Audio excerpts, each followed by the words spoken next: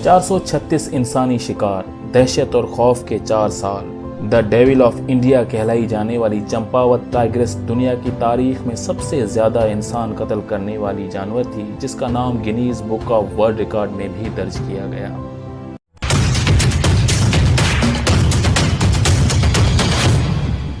To the fact में खुशामदीद। नाज़रीन, सन 1903 में नेपाल के जंगलों से एक ऐसा दरिंदा निकलकर सामने आया जिसने इंसानों में ऐसा खौफ फैलाया जिसकी मिसाल आज तक नहीं मिलती। ये एक बाघ शेरनी थी जिसने जानवरों को छोड़कर सिर्फ इंसानों को अपने फूड मेन्यू का हिस्सा बना लिया था। ये शेरनी मगरबी नेपाल में इंसानों का इस कसरत से शिकार कर रही थी कि लोगों ने ये समझना शुरू कर दिया कि जंगल के सारे शेर आदमखोर बन चुके हैं।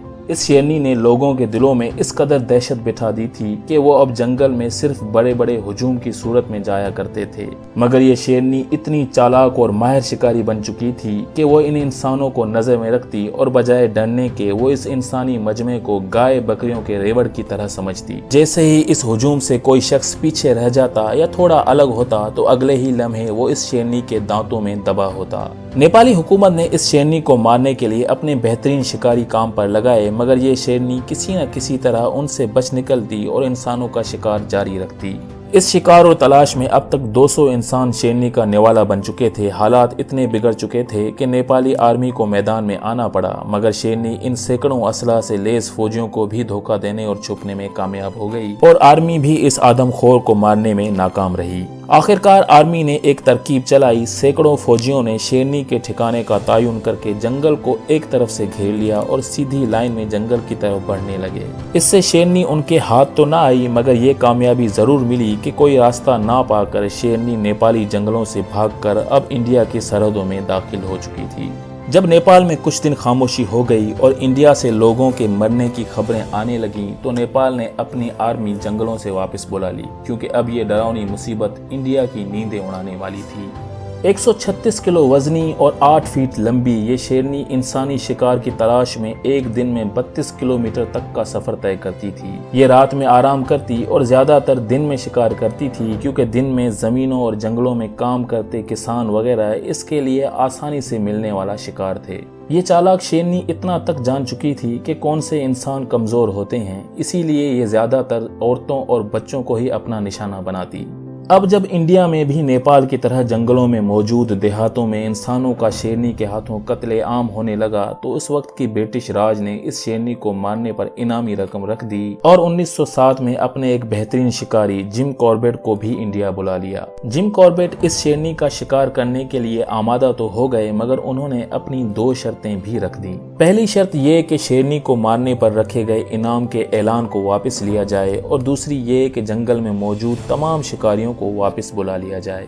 इन शराइत रखने की वजह यह थी कि कहीं इनाम के लालच में कोई अनाड़ी शिकारी हादसाती तौर पर जिम कॉर्बेट को ही अपना निशाना ना बना डालें, और दूसरी वजह यह थी कि इस एक शेरनी के मारने के चक्कर में कहीं जंगल में मौजूद दूसरे शेरों को ही खत्म न कर दिया जाए। जिम कॉर्बेट की ये दोनों शराइत मान ली गई और कॉर्बेट ने इस शेरनी की तलाश शुरू कर दी।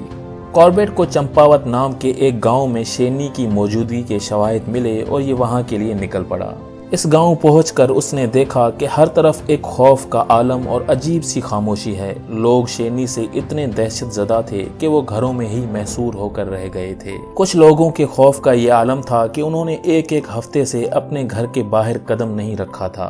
कॉर्बेट को शेरनी का सुराग लगाने के लिए लोकल्स की जरूरत थी जो जंगल से अच्छी तरह वाकिफ हों, मगर कोई भी देहाती इसकी मदद के लिए आगे नहीं आ रहा था। ये अभी गांव में ही था कि उसे किसी ने आकर खबर दी कि शेरनी ने एक 16 साला लड़की का शिकार कर लिया है। ये इस आदमखोर शेरनी का 436वां इंसानी शिकार था, मगर ये शिकार अब आखिरी भी होने वाला था। जिम कॉर्बेट अपने कुछ साथियों के साथ शेरनी की तलाश में निकल पड़ा। ताज़ा खून और घसीटने के निशानात ने कॉर्बेट का काम और भी आसान कर दिया था। ये जैसे ही जंगल में आगे बढ़ने लगे, निशानात भी बढ़ते गए। लड़की के जिस्म के टुकड़े जंगल में बिखरे हुए थे, कहीं खून आलूद कपड़े तो कहीं लड़की का कटा हुआ हाथ मिला। आखिरकार ये उस जगह पहुंच गए जहां वो शेरनी इस लड़की की लाश खा रही थी। एक शिकारी दूसरे शिकारी के बिल्कुल सामने आ चुका था। शेरनी ने कॉर्बेट को देखते ही हमला कर दिया, मगर कॉर्बेट की चलाई हुई गोली की आवाज से शेरनी डर कर जंगल में भाग गई और कॉर्बेट भी वापस गांव आ गया। दूसरे दिन कॉर्बेट ने लोकल तहसीलदार की मदद से गांव वालों का हुजूम जमा किया, जिनका काम शोर मचाना और शेरनी को खुले में लाना था।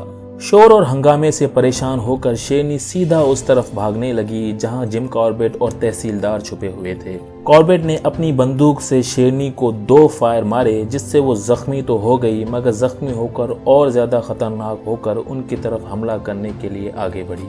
कॉर्बेट ने अपनी गोलियां खत्म होने पर तहसीलदार की शॉटगन से उस शेरनी के सीधा सर पर गोली मारी, जिससे वो बच न सकी और वहीं मर गई।